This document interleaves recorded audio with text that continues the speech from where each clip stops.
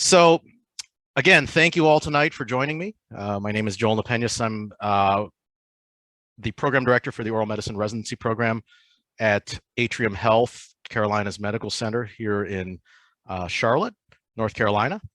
And, I want to spend tonight, this is the first of 4 lectures and webinars and hopefully more interactive sessions in a topic that's near and dear to me, which is well-being and personal finance. And tonight I kind of want to give the background and the foundation as to why well-being and personal finance go hand in hand. And so I'll spend the next hopefully 45 minutes, and then we'll have some 15 minutes for discussion afterwards. And I'm also going to have some interactive things where I will be calling on somebody, a number of you, to kind of speak up. So combination of things, and we'll also have some polls. So hopefully you'll get some value and learn something out of this tonight. So thank you everyone for joining me tonight. So the series basically starts with tonight's, it's a monthly series. We're going to do it on the 4th Wednesday of the month. And tonight is why dentists should pay attention, why personal finance should matter to you as a dentist. And the next topic will be, again, these are all going to be conducted by myself, is laying the foundation. We're going to talk about debt reduction, strategies for it, and then asset protection. When we're talking about, that's insurance. And I'm going to spend a lot of time talking about assets today, both financial assets and personal assets, and yourself as an asset. And then kind of also talk about financial planners and relationships with them, why you may need one or not need one, and things to look out for when you are considering getting help with a financial planner. And then the last topic is going to be, it's a 2-part series. It's going to be talking about cash flow and financial decisions, and which is kind of the bread and butter of everyday life. And then the last one in the series is going to be talking about savings, investing, and what I didn't include is wealth building. And so hopefully these are things that will at least spark some interest, or if these are things that you know about, that you are getting some review and gaining some additional knowledge as we go along the way. So I'm going to start tonight with a disclosure. And so first of all, these are kind of legal disclosures here. I am not a financial advisor, accountant, tax lawyer, financial professional, counselor, psychologist, or therapist. I am a colleague, dentist, assuming that everybody in this group here is a dentist. I have no financial interests in the items mentioned in this presentation, although I do have a new disclosure in which I am the managing partner and owner of 5DH Partners, a real estate investment firm, which owns and manages investment real estate properties, and also makes real estate properties available for investment for individuals. So I do have a little bit of a bias because I am in the business of, plugging real estate as an investment tool, but I want to be upfront about that. Lastly, this information is for education and entertainment purposes only. So education I will emphasize. So first of all, why me? Why am I giving you this topic? Why are you spending an hour in the evening when you could be doing something else, listening to me talk about this? Number one, this is a topic that's near and dear to me. And I'll kind of, as we talk, I'll tell you my story, kind of give you some background as to why this is very important to me.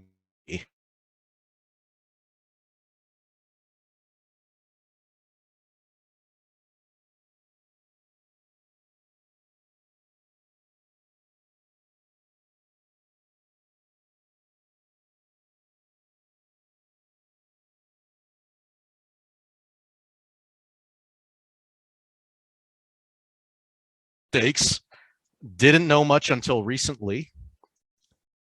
And I'm I'm just getting a notice that my internet connection is stable. So unstable. And by the way, I do have some issues with my connection. So if I do freeze up, just hang in there. Hopefully I will get back to, get back up to speed with things. So like I said, I have done a lot of things. I haven't learned much about this until recently, and I've gotten a lot of things right, both unintentionally and intentionally. And I am constantly learning about this.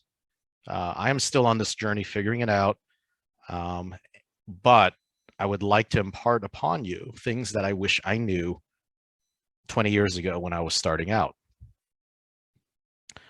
The other piece of this is that probably in dental school or in your residency, you're being inundated by a lot of people that are in the financial business. And I'm not saying that they're bad at all, but they do have a secondary gain, which is to have you as a client. And usually they are going to kind of give you things that are within their scope of expertise or within their scope of practice. And so I kind of want to give it to you from a perspective of somebody that was just like you 20 years ago, and kind of learned some things along the way, rather than somebody trying to get you as a client. So why should dentists care about personal finance? Well, number one, I think we would be lying. All of you would be lying if you didn't think if one factor in your choice of going into dentistry was that you were going to make a good living. That's always a factor in kind of your determination of why you chose this career. Dentists make an initial significant financial sacrifice to go into the profession. It's very expensive to go to dental school. Not only that, you got to devote a lot of additional years, working years that you could be working and earning to go into dental school, and additional years in training in which you are making a salary that's probably lower than you could make either as a full-fledged dentist. And so there's a cost associated with that. If you're an oral surgeon, doing the dual degree program, you're looking at 8 years of additional education and lost earning. And then there's also, there's the cost of education, there's the cost of buying and owning a practice. And I think the big one is also, there's the expectations of the doctor's lifestyle. We've worked so hard. We've sacrificed a lot. We deserve this. We're making the salary. So you see folks that are your colleagues that are a few years ahead, and they're driving the BMWs. They're taking the trips around the world. They're buying the nice big houses. I have to be just like that. We got to keep up with Dr. Jones. There's, in this social media age where everybody's posting on Instagram all of their beautiful vacations and sites, you feel like you're missing out. You got to participate in that. You deserve this. You worked for it. So let me talk a little bit about myself. So this picture, I have it as a screen, as a wallpaper on pretty much every computer that I use. And this is Toronto, which is where I went to school as an undergraduate. And I remember just the thought of getting into medical school or dental school. Medical school is actually what I aspired for, was so far-fetched. And so you're in college and you really want to, or in university, and just trying your best to get into that school. Now, I primarily was focused on getting into medical school, and mostly because of one section that I did poorly on the MCAT. I was pretty much didn't get into medical school on my first try. However, I had plan B, plan C, plan D, plan E. Plan B was dental school. However, I knew absolutely nothing about dentistry. All I knew was that, okay, yeah, you're called a doctor. Yeah, you make a good living. And that's it. And the only other thing that I knew about, and so going back to my college days, my first couple of years were in a dorm, pretty much just about below where that arrow is. This is Toronto, how it looks today. It didn't look like this back then. And then I think my last 2 years, an undergraduate at the University of Toronto, I was living in that condominium building that's circled right there. I was introduced to dentistry through my own personal dentist. This is Dr. Phil Hewson. And I thought, you know, he was a nice guy. He seemed pretty happy. That's all I knew was my interactions of going to dental school. And so I did get into dental school. And this is a picture of, you could see 20 years ago, me with my classmates this was like at some ungodly hour in the lab. And I remember that first few weeks of dental school when we're waxing teeth and pouring stone models, I had absolutely no idea what I was going into. And I kind of right away got the sinking feeling that, you know, I don't know if this is really for me or not, but I'm here, I'm paying money for it. I'm spending the time. I just got to get through it. I got to get out, and maybe it's going to be better once I get out and I get that degree and I'm called doctor, that prestige. And I'm going to go into that in a minute. And so there's graduation. And I kind of find it fortuitous that this picture I use, this picture was used in last year's presentation, but the gentleman that I'm standing next to, he actually is just recovering from a very severe bout of COVID, in which he got critically ill. And so I think it's a miracle that he's still here and that he made it through, given how critically ill he got. So that's a blessing. And so it's great that we have him as a photo in our photo here. So I kind of want to back up to the college life. And, as a college student, a university student, we're trying, we're not earning any money. Maybe you have a side job. You're trying to figure out how to go out and drink and get entertained as cheaply as you can. So I use Pabst Blue Ribbon because you can go out to a bar, and some bars up to this day, you can buy a can for $2. You try to save your money and be frugal as a college student. So you got instant noodles or Kraft macaroni and cheese. In Canada, it's called Kraft dinner. It's just a nice and expensive way to eat. And then the car that I drove through college and through dental school was one that looked exactly like the one on the lower left. It was a 1994 Ford Tempo. But that was a wonderful car, actually. I was able to drive in, no matter how bad the winter weather was. Somehow that car was so heavy, I was able to navigate through the snow. I even drove over snowbanks, so it was a great car. But that's a student car. So you get into dental school. A number of you are in it. A number of you are just fresh out of it. You're just so glad that you got into it. And then you're grinding away. It's a struggle, it's a grind, and you're trying to figure out your way to get out of it. And then once you get out of it and you graduate, you meet your requirements, you walk that stage. It's just a big victory. And now you're thinking, okay, time to earn the money. And so you get into practice. And all of a sudden, for the first time, instead of money going out of your bank account, it's actually going into your account. And there's a pretty good looking amount of money going into your bank account, especially, and it's just a wonderful feeling. So because of that, you're like, okay, I went through 8 years of school or whatever, however long it takes. I'm getting that 6-figure salary. Well, it's time for me to drive a nice car. Well, that car is, and usually, car, and yes, I know inflation has raised the prices of cars, but I know people that right away, right after they graduated, they bought a BMW, because you go to the car dealership and they'll say, well, this is only going to cost you $300 a month. And so, okay, that means that's fine. I got this nice car. I earned it. I'm a doctor now. I'm going to go out and eat better. I'm sick and tired of instant noodles and Kraft dinner. And I got to, I earned this. Let's go eat some nice meals. I'm going to take some nice vacations. Let's go explore the world. I've been cooped up 8 years in school. I'm going to start living now. Life's too short. Oh, and by the way, I'm tired of renting.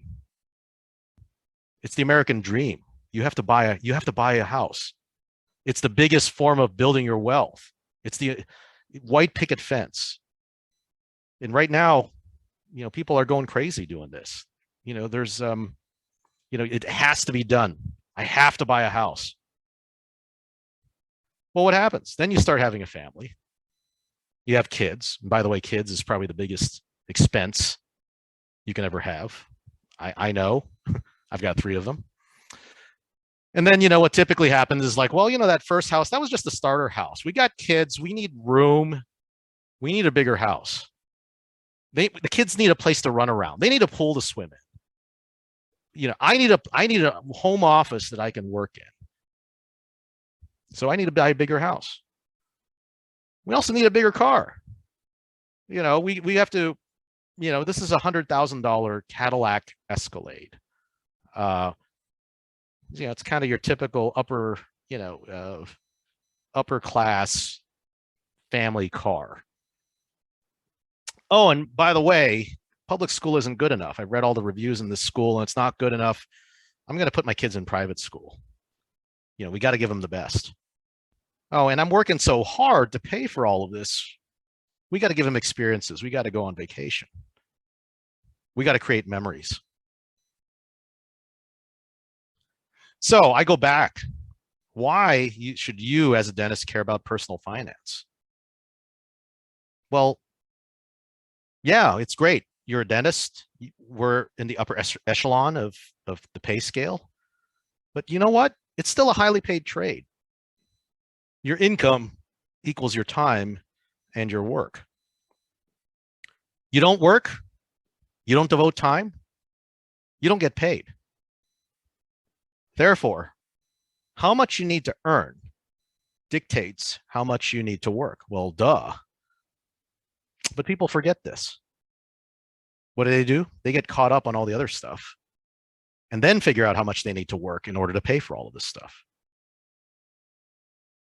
All right. First exercise. And I want this, I'm going to have you, this is the interactive portion of the program. And so I'm going to pose two questions. Well, actually, it's three questions, really. It's two questions, and the second question has two parts to it. And so the first thing is, why did you choose? And I want you to be honest in answering this. I don't want you to give the answer that you would give at your interview to get into dental school. I don't want you to give the answer that you give in your interview to get into residency program. I want you to be honest with yourself. Why did you choose dentistry as a career? Is it because of the prestige and the respect, having the respect and the significance of having the doctor in front of your name, everybody calling you Dr. So-and-so? Is it because it pays well? Is it because of job security? Or is it because of, this is the answer that everybody gives, I want to help people. I want them to help get out of pain. I want to treat disease. I want to promote health overall. That's the answer we hear every day at interviews. So is it autonomy, flexibility, and being your own boss? Is it working with your hands? Is it solving complex problems? So I'm just going to pause for about 10 seconds and just have you look at these choices. I want you, if you got a pen and paper, think of the top two. Why did you choose dentistry as a career? So look at all these choices, or maybe write one in yourself. Think of two. So I'm going to pause for a few seconds as you look at this. Okay. Here's the next part of the question. What do you like and what do you hate? I said dislike. What about hate? Listening to patients' problems and trying to solve them. Now, people will say it in an interview, yeah, I want to help people and solve their problems. So do you really, and I can talk to my oral medicine residents. I don't think any of them are here. But do you really like listening to a patient sitting in your chair crying after, about how much pain they're in for 30 minutes? Do you really like doing that and trying to solve that? Do you really like doing procedures? Do you really like drilling and filling? Do you like pulling teeth? Do you like doing root canals? Do you really like doing that? Do you like building a practice? Do you like the business part? Do you like, looking at plans? How do you staff it? How's your building going to look like? What equipment are you going to put? Do you like doing those types of things? Here's one. Do you like to sell, market, and promote yourself? I think a lot of us that go into medicine and dentistry, we're not necessarily natural salespeople, but some people are. Do you like promoting yourself? Do you like to be the guy that's on, or the girl that's on the billboard at the bus stop promoting your practice, or networking and going to, sponsoring events and getting yourself out there? Do you like doing that? Or do you hate doing that? How about running a practice? Having to hire people, having to fire people, have to deal with human resource issues, looking at the numbers, making sure that your revenues are exceeding your expenses. Some people like that. Some people hate that. How about supervising and leading other people? Do you like dealing with staff, assistants, front desk? Or if you're a residency program director like myself and Dr. Muntz, do you like dealing with residents, supervising them? How about teaching? Do you want to teach others? And I included this one. The reason why I said writing is because what if you're somebody that likes to go into research? Do you like to write grants or write papers? Do you like writing in general? So take, again, 5 to 10 seconds. Look at these. Pick the top 2 that you like and the top 2 that you hate.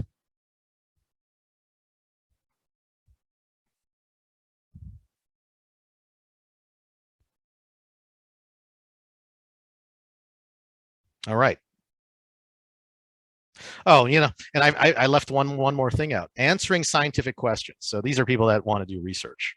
So, some people like the science of medicine, the science of dentistry, or innovating, creating new things. So I left that out. So hopefully that doesn't drastically change some of your answers. So, okay, I'm going to stop share for a second. I'm going to stop share. I want to call on somebody, just a volunteer. Raise your hand. If no one raises their hands, I'm just going to call on somebody to speak up. Why did you go into dentistry? What are your top 2 reasons? Anybody willing to share? Earning and ability to be my own boss. Earning and ability. Thank you, Joshua. What are your 2 favorite things you want to do? I enjoy doing extractions, and I look forward to being able to build a practice. All right. And what are your 2 least favorite things, if any?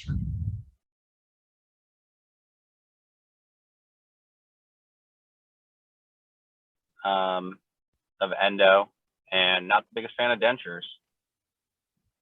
All right. So the reason why we're going through this exercise is you want to make sure that the 2 things that you like align with your reasons for going into dentistry. So Joshua, you said you wanted to be your own boss, and I forgot what the other part was. The pay. And the pay. Okay. And then you said the 2 favorite things is certain procedures. But then your 2 least favorite things are certain procedures also. So what if, and you said your least favorite things was, what was it? Dentures and endo? Yes. Okay. So definitely you're not going to be an endodontist then. Although endo is one way to make good money, but I think you could make good money the other ways around. So thanks for sharing that. So I think part of doing this exercise is making sure that what you like and what you dislike align with why you went into it in the first place. So let's say you wanted to be your own boss, but then you don't like to deal with you don't want to deal with people. Well, there's a conflict there. If you chose money as your sole reason, but then you found out you didn't like a lot of the things that were there. You don't want to market yourself. You don't want to build a practice. You don't like doing procedures. Heck, I don't even like talking to people. Then there's a problem. So you may not know the answer, right now, but you want to make sure that what you like and what you dislike aligns with why you went into it in the first place. Thanks, Joshua, again for stepping up. Is there anybody else that kind of wants to share with why they went into dentistry in the first place? And thanks, Jillian. I know you're about to go, so I know you got another meeting to jump on, so thanks for joining us. So thank you, Dr. Peñas. See everybody later. Look forward to the next one. So 2 favorite things for dentistry. Type it in the chat if you don't want to speak up. I can share. Sure, Andrea, thank you. Yeah. So some things that I liked about dentistry were the autonomy and flexibility. And I wanted to find something that, kept my mind interested. So something intellectually stimulating. Yeah, Okay. exactly. So what do you love the most and what do you dislike the most? So I like kind of solving difficult problems, whether they be kind of patient problems or whether it be with the practice. So that aligns with your intellectual solving complex problems. And I know you said it a different way. Yeah, exactly. Mm-hmm. Yeah, keeping me interested. And then I really like kind of, building a team and leading kind of a team environment. Yeah. So you like leading people and working with people, both the good and the bad. And there's are you a student or are you a resident right now? I'm a resident. Okay. So, because it's interesting because, I talk to my friends that are out in private practice and, what is their biggest headache is dealing with and leading people. That's like, that's the majority of what they talk about. So, sure. What are your 2 least favorite things out of those things, if there are any? Maybe out of the business stuff, I'm not like super excited about the sales and marketing piece, or necessarily like sitting down and just writing. I prefer more verbal communication. Okay. Yeah. Yeah. Thank you so much for volunteering this. Yeah, no problem. Yeah. So again, I think hopefully you get some value out of it because, I think a lot of people, what they find is they go into it thinking that they just want to do it for the money. They kind of get pigeonholed into taking the first job that they choose, and it doesn't necessarily align with why they went into it. Now, I'm going to tell you, no, if you went into it strictly because of the money or the prestige, but then you don't like any of those things. And, to be honest, I think there's people that I graduated with that are in that boat, judging from my interactions with them. You don't want to make that mistake. And so you got to really think about these things, make sure these things align. It sounds obvious, but a lot of times we're just so busy being busy that, we just kind of get into things and next, 5 years pass, 10 years pass, and you're kind of stuck. So don't let that be you. And so I'm going to go ahead and share my screen again and we'll resume. Let's see. All right. And it took me back. Let's see. It took me back to the beginning here. So, all right. So here's the next piece of it. How many hours do you want to work on a weekly basis? How many weeks do you want to work in a yearly basis? And how many years do you want to work? So this helps. Again, these are questions that answer why is personal finance important? We just spent the last 5 minutes talking about what do you want to do in those work hours. So we just wanted to, you want to determine exactly what do you want to do? Why are you doing it? And what do you want to do? Once you define that, then you want to define how many hours, how many weeks, how many years do you want to work? And where do you want to work? So let's kind of zero in on these first 3 things. All right, poll time. More interaction here, if I can.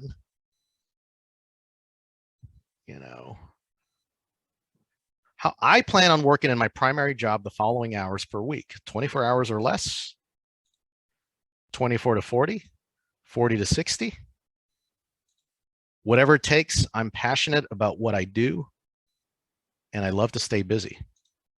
So I'm going to launch that poll up. Go ahead and put in your answers. And by the way, this is what you're shooting for, not like what you're going to do this year, next year. What's the ideal? Let's say 5-10 years from now. What's your target?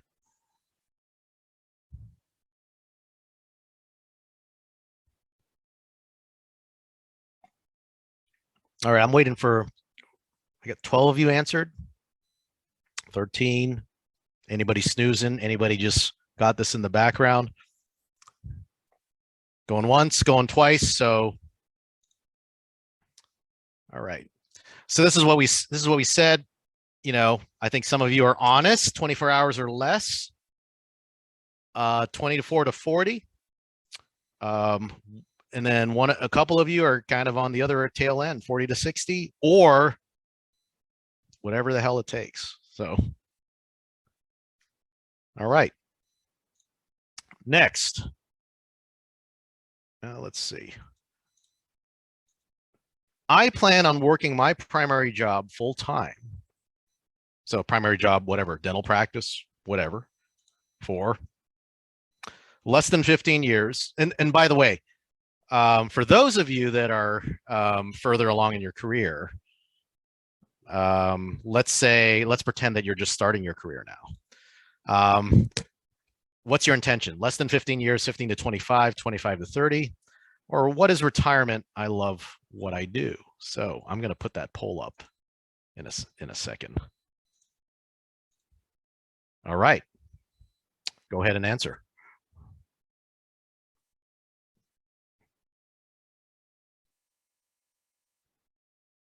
Half of you, 2/3.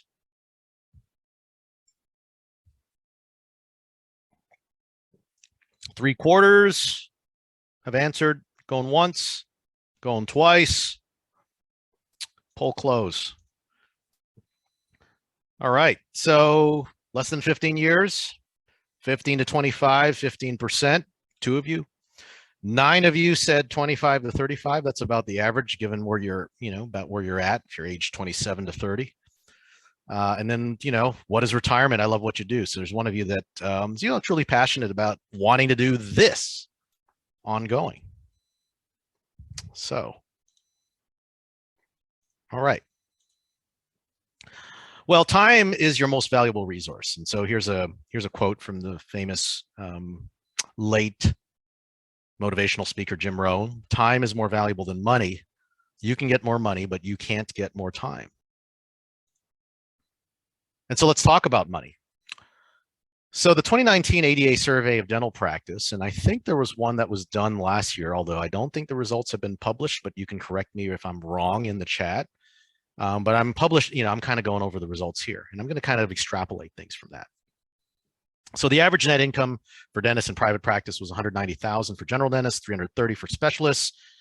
They estimate a recent dental school graduate, this was 2019, was at about $150,000. Maybe it's a little bit higher now, I don't know. Among those that are new in practice, $98,000 to $180,000 annually was half. And so in the survey, 82% worked full-time or at least 30 hours per week. Of course, younger dentists and males were more likely to work full-time. Among those that worked full-time, they averaged about 37 hours, and the part-timers averaged about 21 hours. And among those that did work full-time, there was no difference between males and females. So 34 hours and 35 hours was the average. If you were to compare this to the average American worker, that falls right in line with how much they work. So we always think about, like, I'm going to be a dentist, I'm going to make a good living. Well, why don't we go back to how we were when we were a wage earner? How many of you have had jobs in which you were paid by the hour? Well, let's kind of reverse engineer that for a dentist. And so taking that average general dentist salary, let's say they average about $10,000 monthly post-tax. Oh no, actually, yeah, post-tax, and Social Security. Let's say that they work 4 days a week, 10 hours a day.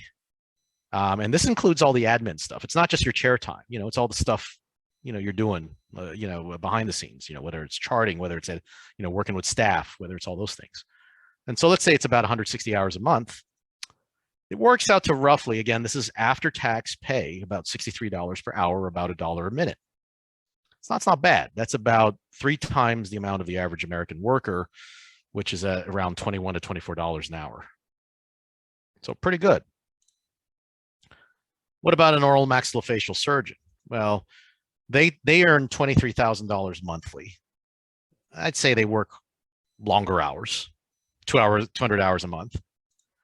And by the way, this $23,000 monthly is post-tax, and they're usually taxed at a higher marginal tax bracket. So this works out to about $115 per hour, or roughly $2 a minute. So double what a dentist makes, what a general dentist makes. But think about that. And we'll go back to this. But know how much you're earning. I'll go back to that in a minute. So what do you want to do in those work hours? So again, we did this exercise, and really think about what is it that you like and what is it that you don't like, and really be honest with yourself. Don't think about, what is it that I should be doing or that I have to do? What do you honestly, truly like doing?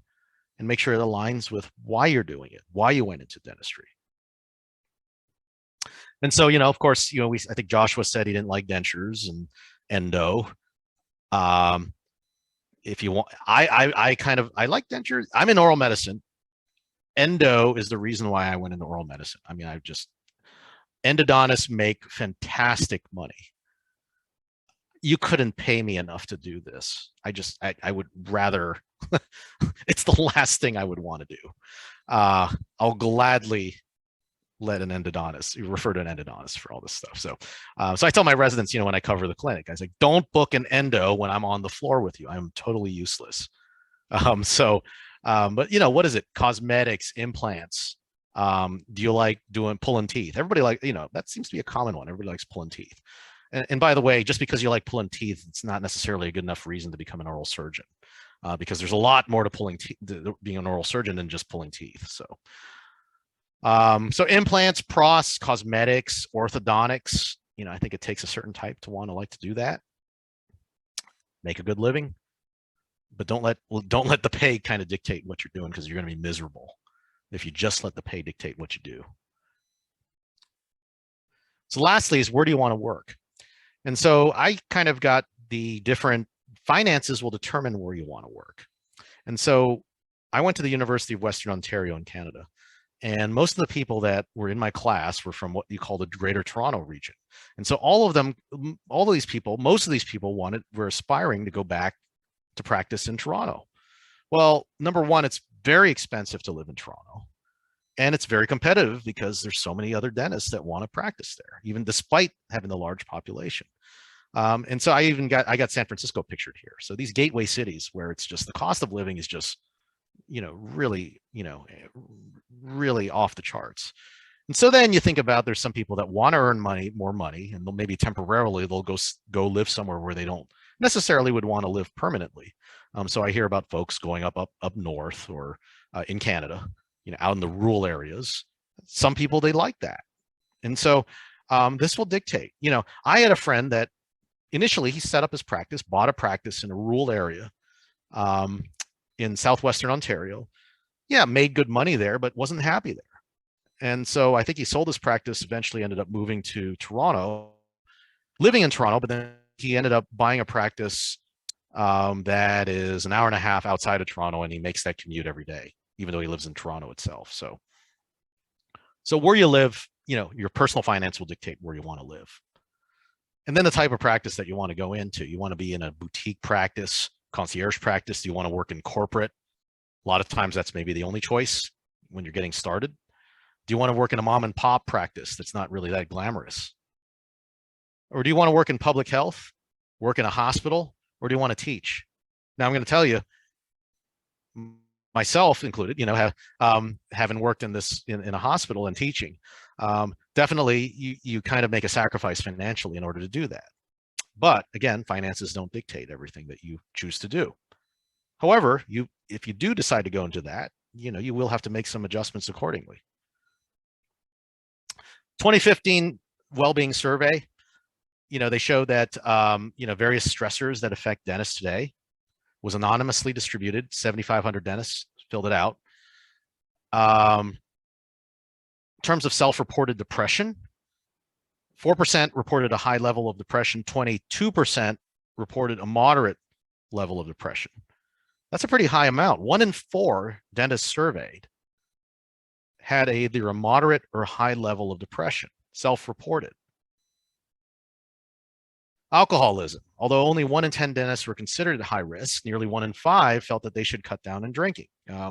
Certainly, I think once I got into dental school, I think my alcohol consumption did go up, quite a bit. It was just the thing you do when you go into dental school. But alcoholism, generally higher risk with feeling a lack of control at work and dissatisfaction with their work situation. And so you're just trying to find an escape or an outlet. And then the work of active dentists appears to be stressful with the potential to impact health. What we do it's hard. It's very difficult what we do. It's a skill that you go through a lot of schooling that you're certified to do. Dentists under age 40 were disproportionately affected by the health effects of work. And usually that's because they're probably not the boss, and they're probably associates, and they're probably under pressure to produce more because they've got financial responsibilities to satisfy. So as a result, they were less likely to feel in control, scored a higher level in depression, and at higher risk of alcoholism compared to the older dentists. And you know what? And to be honest, it's much harder being a younger, with the cost of tuition going up, with dental insurance coverage not going up, and yet the cost of things in general going up. It's harder to be a younger dentist and I think than to be an older dentist. And I'm not saying that it was easy for the older dentists, but I think they practiced in an era where you were getting reimbursed, and it was I think the rate that you're getting reimbursed, it doesn't necessarily keep pace with the rate of inflation. And they didn't have the rate of student debt that we have, the younger folks do.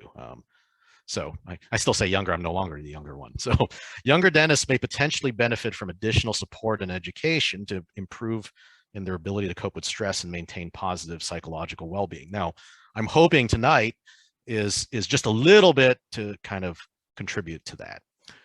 And so opinion of work level, all dentists, I think 8, again, about a quarter said about too much or far too much, with a higher percentage of those naturally in full-time saying that, and a little bit of a higher percentage of those that are under 40 saying that they're working too much. Percentage of dentists perceiving levels of stress at work. So definitely, high, half to 2/3 or even 3/4 say that there's a moderate degree of stress in their work. And so, you're probably looking at 80% of dentists say either a moderate to severe amount of stress in their work. It's not easy what we do. Percentage. Now, what about taking that stress home? And you're probably looking at about just under, maybe about 1/3, that take that stress, that either say moderate to severe amount of stress, that they're taking home as a result of their work and their situation or their dissatisfaction with their work. So I know all of you are pretty early in your career, so I would imagine it's going to skew one way, but I'm going to go ahead and ask this question anyways. How do you feel about my choice of profession or specialty right now? So let's put the poll up. Let's put the poll. So I would probably think it's going to skew one way. But this is fairly anonymous. I know we're a small group. Be honest. So 11 of 18 have answered. I'm still looking for 7 more people to answer. 12, 13. All right. I think we'll stop right here. There's probably some just running this in the background and not actively here. So we got a distribution. A couple very dissatisfied, one very dissatisfied. And then everybody kind of in a little bit of the somewhat satisfied, and a couple that are neutral, at least from this small sample group. All right. Yeah. just realized I wasn't sharing this, so there it is.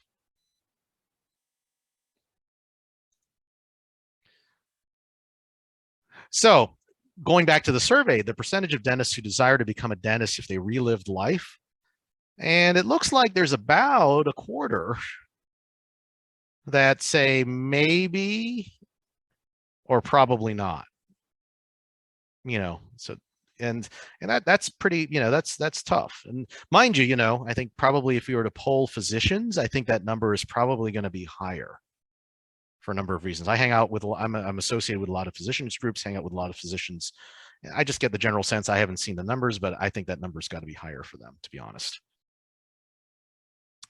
So taking from the physician literature, they cite, burnout, dropout, suicide, financial debt is cited as one of the reasons, among the other things.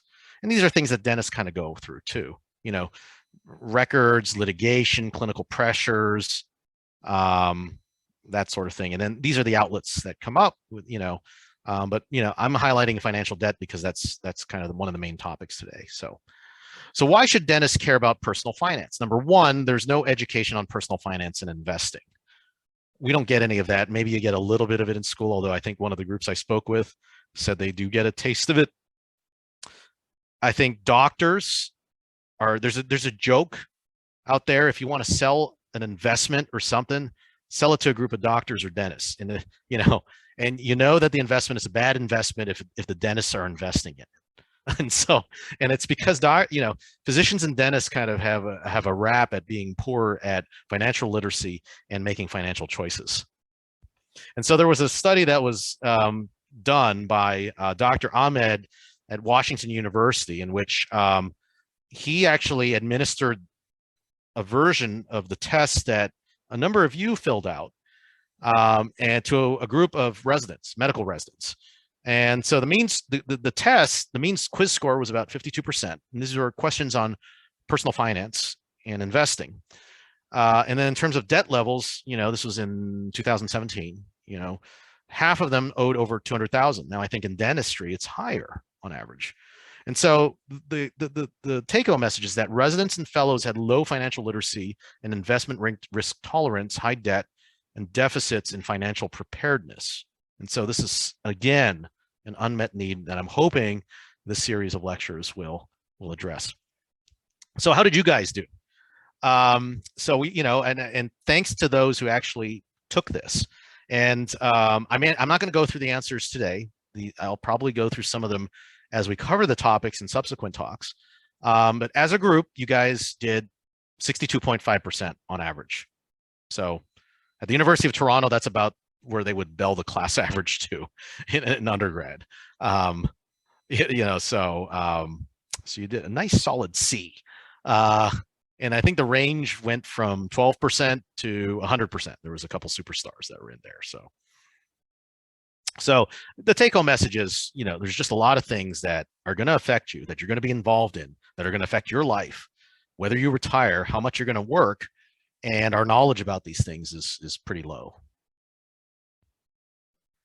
So regarding now, how about your feeling about your personal finances? Do you feel very satisfied, somewhat satisfied, neutral, somewhat dissatisfied, or very dissatisfied? So let me put the poll up here for a second. Let's see.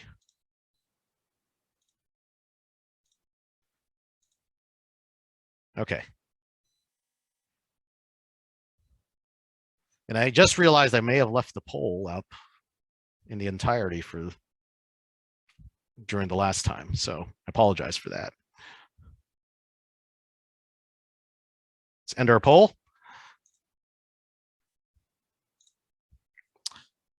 All right, so makes sense. Kind of skews towards somewhat dissatisfied. You guys are early in your careers, probably heavily indebted, negative net worth, not making a lot yet. So that doesn't surprise me. So thanks again for participating. All right, let's stop. All right. What concerns me the most right now is paying off debt, reducing expenses, earning more that allows me to enjoy life more, saving and building wealth for mine and my family's future? Let's open the poll right now.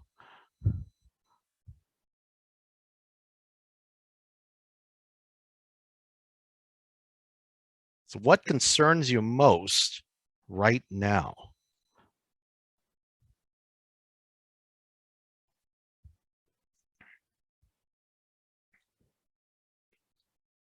Going once, going twice. All right, so paying off debt, about a quarter of you. Reducing expenses, earning more that allows you to enjoy life more. A good majority of you, saving and building wealth for mine and my family's future. Now, you didn't answer this because we're in a personal finance talk, are you? So hopefully that's an honest answer. So thanks to everybody again for participating. So I'm going to kind of wrap things up, just introducing the concepts of in personal finance, and then we're going to go deeper into it next month. And so this is basic accounting, where there's two aspects. There's how much you make, how much you spend, and then it's how much you have versus how much you owe. So income, expenses, assets, and liabilities. And so you would have your income and expense statement, and then you got your balance sheet. And so your balance sheet, your assets and your liabilities, that determines your net worth. And that's what traditionally is the measure of wealth. But it doesn't really tell the whole story for everyone. You may have a real high net worth, but you still may be struggling. And but let's talk about what this means. And so assets, well, you want to increase your net worth by increasing your assets and decreasing your liabilities. And so early in your career, you're probably heavily indebted and your liabilities probably exceed your assets. And so when we talk about who the richest people in the world are, we're talking about their net worth. However, so we got pictured, Elon Musk, Bill Gates at one point, Jeff Bezos, richest man in the world, and then Warren Buffett, supposedly considered the greatest investor. Now, in most cases, these individuals, their net worth is really tied in the value of their business or the value of their investments. Doesn't mean that they have that amount sitting in the bank for them to spend. But this is the way that we kind of categorize the richest people in the world. So how do you come up with your net worth? Well, on paper, it's your assets. And what they say is your assets are your home, everything you own minus everything you owe. That's your theoretical net worth. However, I think for practical purposes,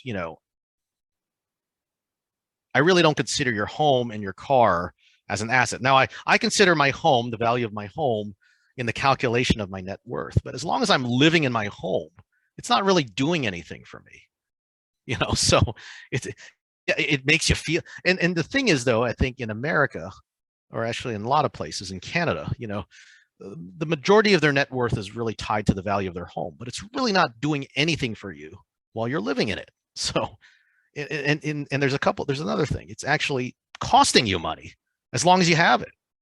Yeah, you're richer on paper, but you're actually poorer every day. And your car is just one big liability. So, there's also the adage about what's good debt and what's bad debt. Your home mortgage, they say, well, it's good. Home's your best investment to make. So that's a good debt. Well, I kind of think otherwise. Business debt may be a different story. The debt you take on for your practice to get your practice started. That's good debt. So there's one more asset. And the reason why I'm emphasizing this, because I'm going to highlight this when we talk about asset protection next month. And you are your biggest asset. You are the one that's going to be generating and earning. And so that's the reason why I emphasize that, because we're going to talk about how do you protect yourself as an asset. So liabilities, boats, cars, home, I lump into there. They're just a trap, but yet we're so caught up on, we have to get that car. We have to get that home. Well, guess what? I went back.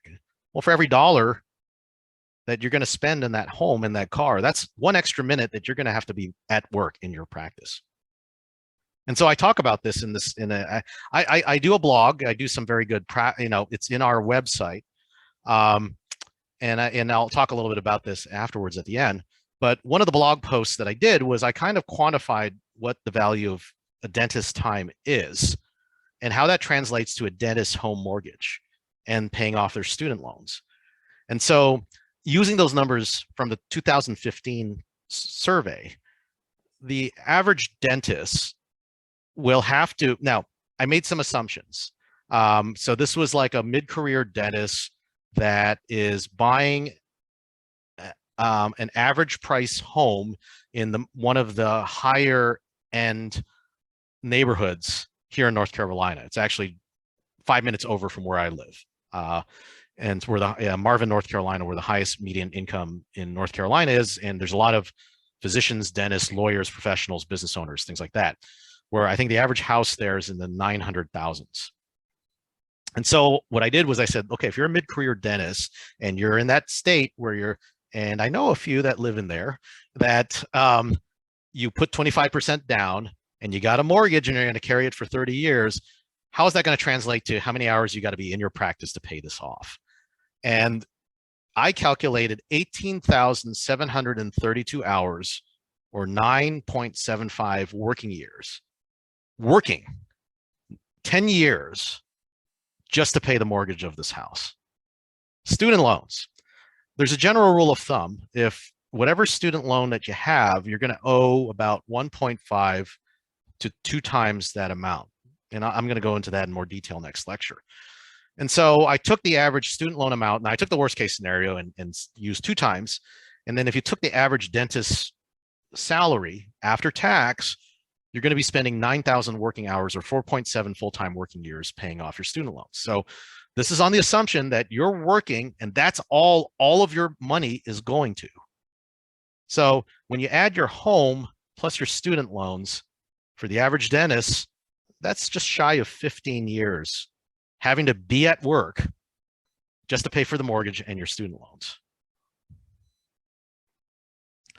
So this begs the next question. And the last question I'm going to ask today is, to be financially free, I think I will need $1 million, $2 million, $3 million, $4 million plus.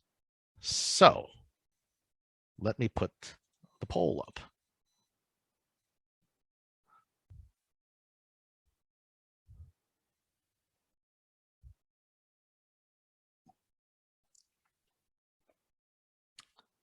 Half of you have answered. Maybe about a third of you have answered. Where's the rest of you? You sleeping? Half. Come on, more. Although I think on average 12 of you are answering, so I'll give it 10 more seconds.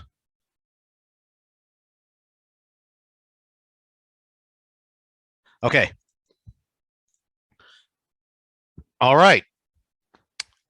So 15% said 1 million, 31% said 2 million, 15% said 3 million, and a third, said $4 million plus. So think about that for a second. Okay. And all right.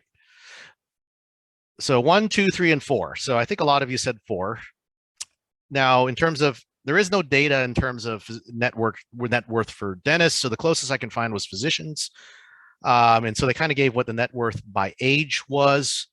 And, as you can see, 70 and older, there's still a quarter of physicians that have a net worth of less than $1 million. Now, let's say that, you were a physician that earned $250,000 for 30 years, or for 40 years, so you earn $1 million every 4 years, you work for 40 years. So you've earned $10 million and yet all you have is less than $1 million net worth. So that's a problem. So when we talk about net worth, who has probably the highest net worth in this photo? And you can put it in the chat or you can just speak up. You got the late Michael Jackson, you got you as a dental student, and you got a homeless guy. Who has the highest net worth here?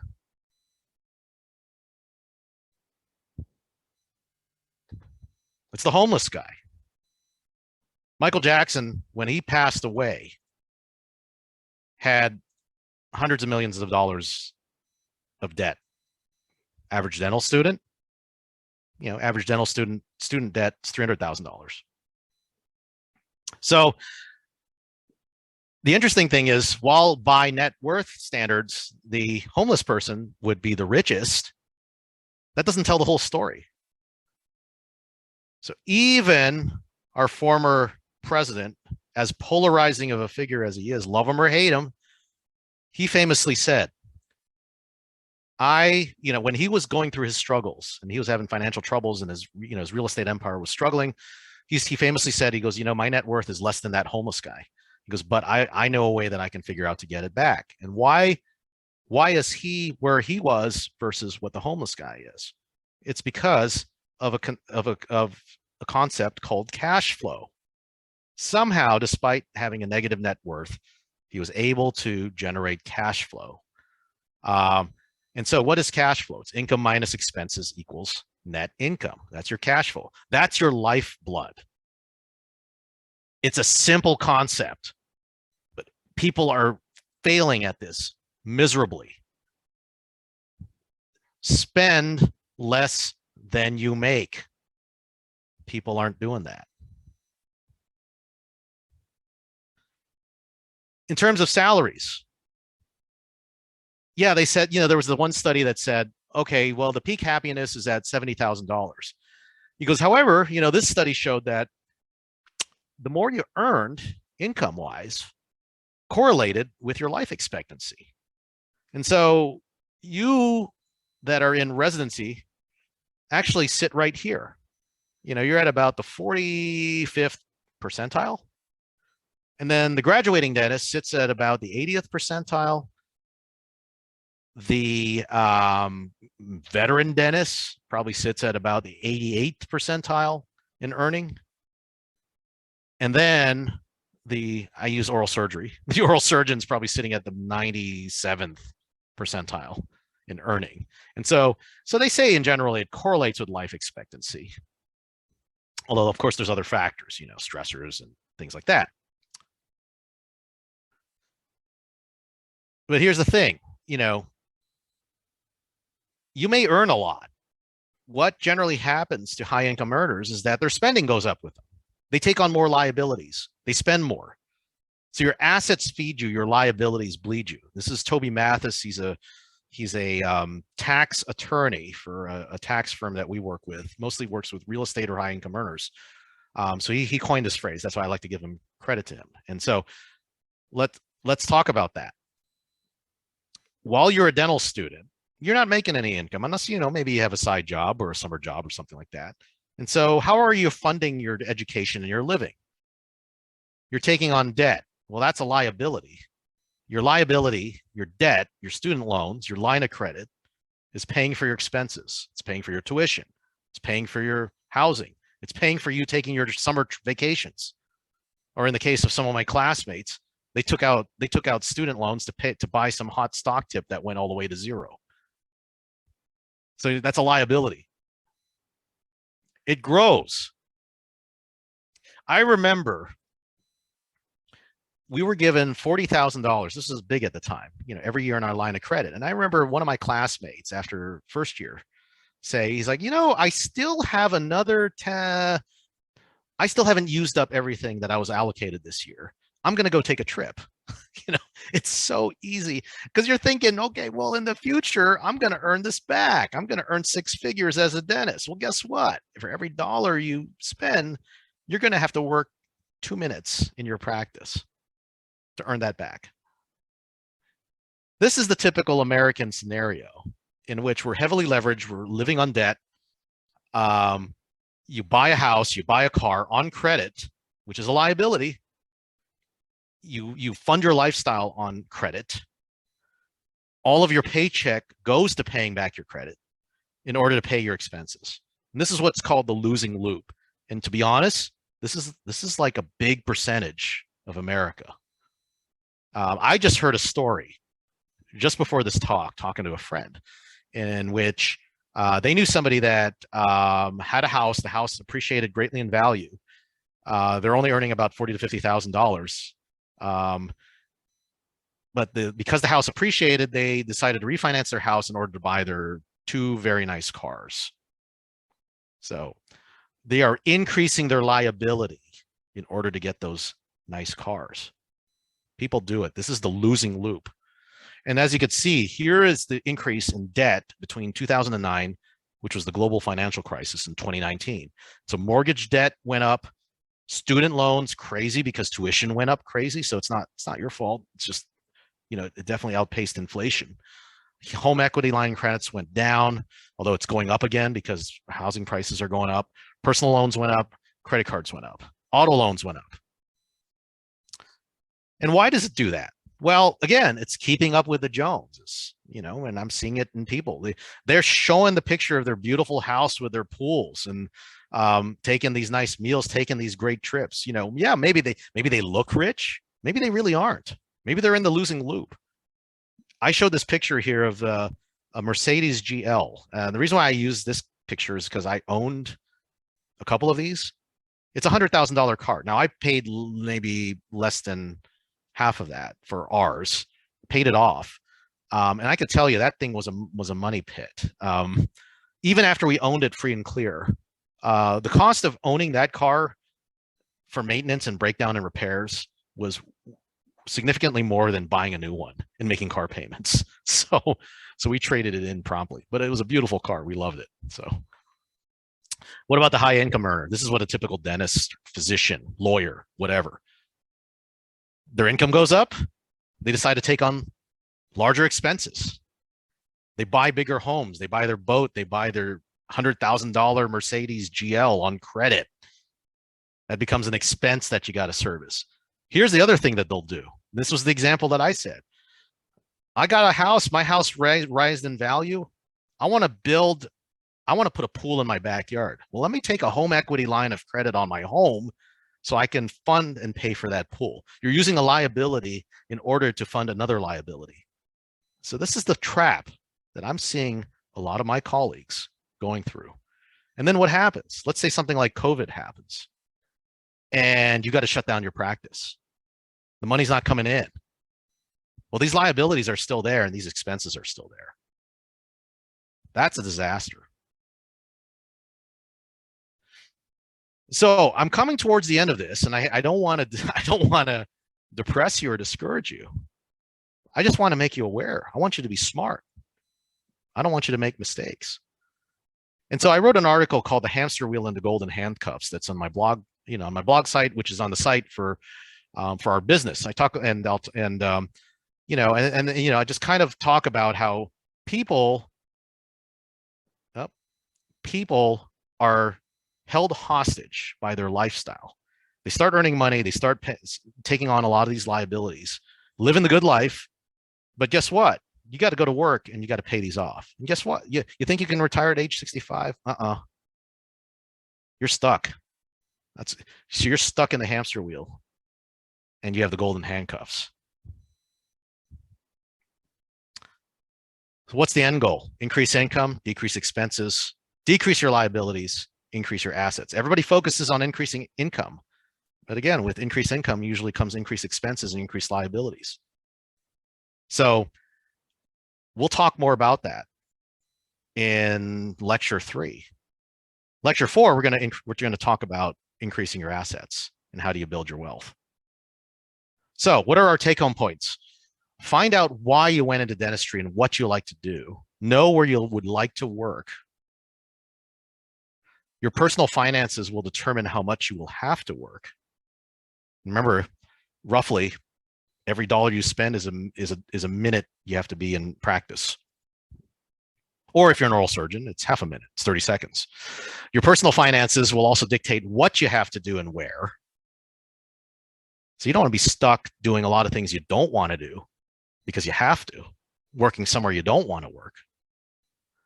Assets feed you, liabilities bleed you. And I'm going to say your home is not an asset, even though people like to make you believe that. Net worth, yeah, you may be rich on paper with net worth, but you may not necessarily have good cash flow. Yeah, I've got a house that's $3 million, but I can't access it until I sell my house. So cash flow is the lifeblood of your daily life. Lastly, I applaud you for all being here, because please learn the basics and take control of your personal finances so you can do what you want, where you want, as much as you want, for as long as you want. And think about these things. And so you guys, I applaud all of you for taking the first step of doing that by being here tonight. And I hope I'm helping you in that. So I'm giving a little plug, and yes, I know it's a bit of a disclosure here.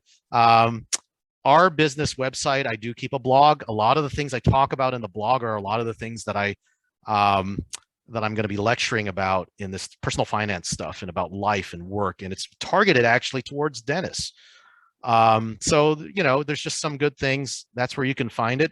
Of course, our business is targeted in trying to plug the benefits of investing in real estate. I'm going to give you that disclosure in terms of that conflict of interest there. However, you can read some good articles. I talk a lot about these things, both in life, practice, finances, and investing. So again, thank you for joining me tonight. This was the first of the lecture series. Again, lectures 2 next month, laying the foundation. We're going to talk about debt reduction, asset protection, meaning insurance, life, malpractice, disability, how much, when, how long, and financial planners. And then again, the last 2 lectures will be about budgeting, cash flow. I try to avoid the word budgeting, financial decisions, savings, and then investing. We'll take it one step further. Most of you said that you were interested in building wealth. Well, we'll kind of introduce you to the concepts of doing that. So